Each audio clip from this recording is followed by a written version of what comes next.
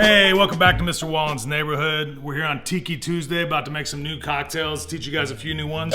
Today we're gonna do a Strip and Go Naked, which is actually an Arizona cocktail that was created by Dean Short in 1963. All right, hey, first things first, we're gonna add ice to the glass, as usual. Set this aside. This is not a rum cocktail, actually. This is a split-base cocktail. We're using Reyka Vodka, which is interesting, right? Because we don't always have to use rum for tiki cocktails. There's lots of other spirits that like to get into the game and play as well. So we're doing 1 ounce Reyka Vodka. We're gonna do 1 ounce of St. George Botanivore Gin.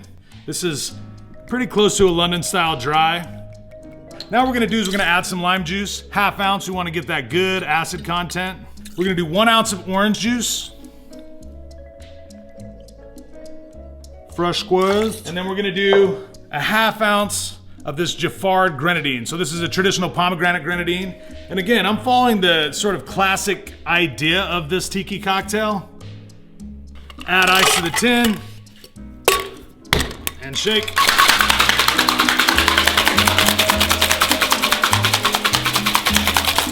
I'm gonna bring our cocktail glass back now. Got some really, really nice ice from Artisan Ice here in Arizona. Crystal clear. Nice ice spear. That's gonna be used for our cocktail. Strain over the top.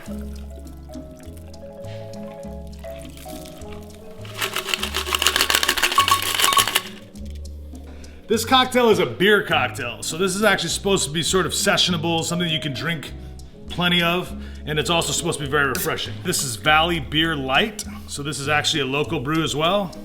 And then I'm gonna make my garnish. Garnish is pretty simple. This is orange from the tree in the hood.